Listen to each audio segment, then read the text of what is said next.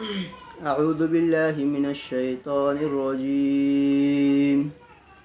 بسم الله الرحمن الرحيم. ياسين والقرآن الحكيم إنك لمن المرسلين على صراط مستقيم تنزيل العزيز الرحيم لتنذر قوما ما أنذر آباؤهم فهم غافلون. یاسین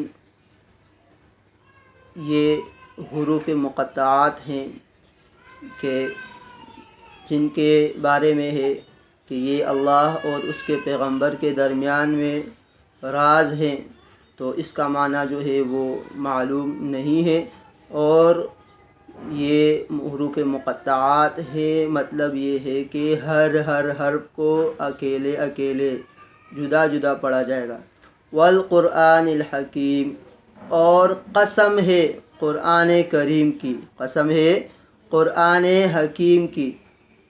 قرآن کے ساتھ حکیم کی صفت لگائی، یعنی اس قرآن کے اندر کوئی بات یہ حکمت والی قرآن کریم ہے، اس میں کوئی لغو بیکار بات نہیں ہوگی. ہر کام اور ہر بات جو ہے، ہر حکم جو ہے وہ اس میں کوئی نہ کوئی حکمت ہوگی. انک لمن المرسلین، یقیناً اب قسم کھانے کے بعد تین باتیں بتائی جا رہی ہے. ان میں سے نمبر 1، انک لمن المرسلین، یقیناً آپ پیغمبروں میں سے ہیں. جس طرح دوسرے پیغمبر گزر گئے، آئے، انہوں نے رسالت کا پیغام پہنچایا، آپ بھی یقیناً پیغمبروں میں سے ہے. اصل میں یہ ان مشرکین کی رد کے بیان میں ہے کہ جو اس بات کا کہا کرتے کہ آپ پیغمبر نہیں ہیں، تو اللہ نے قسم کھا کر کے کہا کہ آپ انک لمن المرسلین علی صراط مستقیم، اور آپ صراط مستقیم پر ہیں، سیدھے راستے پر ہیں. سیدھا راستہ کون سا ہے؟ سیدھا راستہ توحید کا راستہ ہے.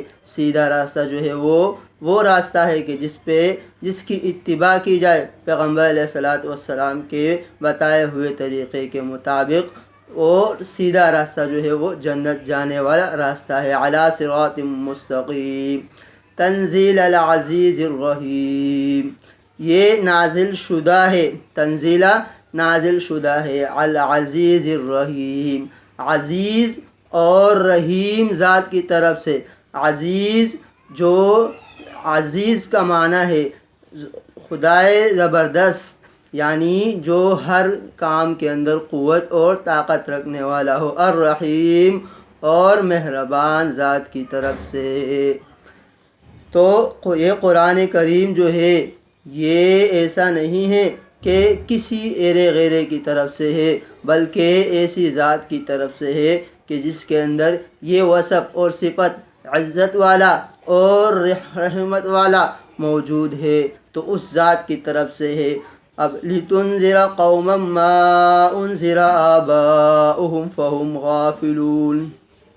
اب یہاں سے اس پیغمبر کی رسالت کا مقصد کہ آپ کو نبی بنا کر بھیجا گیا ہے، تو اس لیے لِتُنذِرَ، تاکہ ڈرائے آپ، لِتُنذِرَ ڈرائے آپ، قوماً ایسی قوم کو، ما انذر کہ نہیں ڈرایا گیا، آباؤہم ان کے آباء و اجداد کو، فہم غافلون پس وہ بے خبر رہے.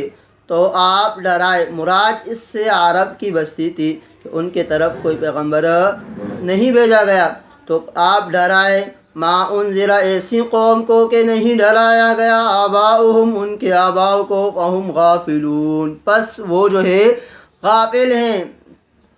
لقد حق القول على اکثرهم فهم لا يؤمنون.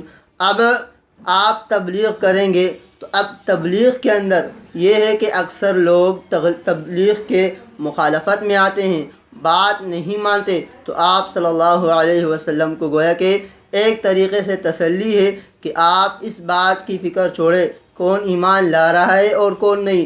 اکثر لوگ ان میں سے ایسے ہوں گے کہ جو ایمان نہیں لائیں گے۔ لقد حق القول، تحقیق بات طے ہو چکی ہے، ثابت ہو چکی ہے، علی اکثرہم، ان کے اکثر پر یہ بات، فہم لا یؤمنون، پس وہ ایمان نہیں لائیں گے۔ اب جب ایمان نہیں لائیں گے تو ایمان نہ لانے کا جو ہے وہ سزا ہے، اور اس کا جو ہے جزا دیا جائے گا۔ تو سزا جو ہے یہ اس طور پر ہے کہ ان کو عذاب ہوگا، اور عذاب اخروی کا ذکر ہے، یعنی آخرت میں ان کو عذاب ہوگا۔ انا جعلنا فی اعناقہم اغلالا، ہم نے ان کی اعناق جو ہے، عنق کو کہا عنق جو ہے وہ گردن کو کہا جاتا ہے، کہ ہم نے ان کے گردن میں ڈال دیا اغلالن، توق کو، یعنی بیڑیے کو ڈال دیا، اور فہی الی الاذقان، اور وہ توق جو ہے وہ اس کے تھوڑیوں تک جو ہے وہ ان کو گھیرے ہوئے ہیں۔ فہم مقمحون، پس اس کی وجہ سے جو ہے فہم مقمحون، ان کے سر جو ہے وہ اوپر کی طرف اٹھے ہوئے ہیں۔ وجعلنا من بین ایدیہم سدا، اور ساتھ یہ ہے کہ ان کے آگے جو ہے ہم نے آڑ ڈال دی، ومن خلفہم سدا، اور ان کے پیچھے بھی جو ہے ہم نے آڑ ڈال دی، فاغشیناہم، پس ہم نے ان کو پردوں کے اندر گھیر دیا، فہم لا یبصرون، پس وہ دیکھنے والے نہیں ہیں۔ سواء علیہم اانذرتہم ام لم تنذرہم لا یؤمنون۔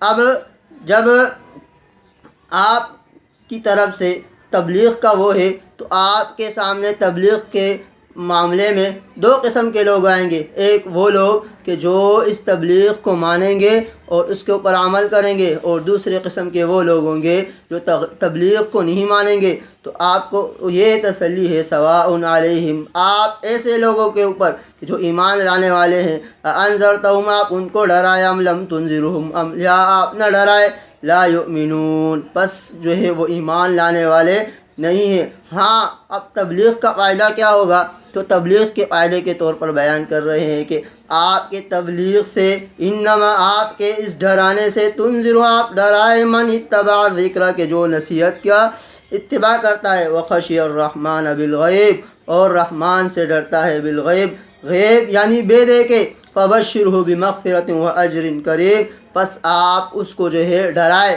بمغفرۃ، مغفرت سے، واجر کریم، اور عمدہ جو ہے خوشخبری سے، واجر کریم، اور اجر کریم سے جو ہے ان کو خوشخبری سنا دیجئے۔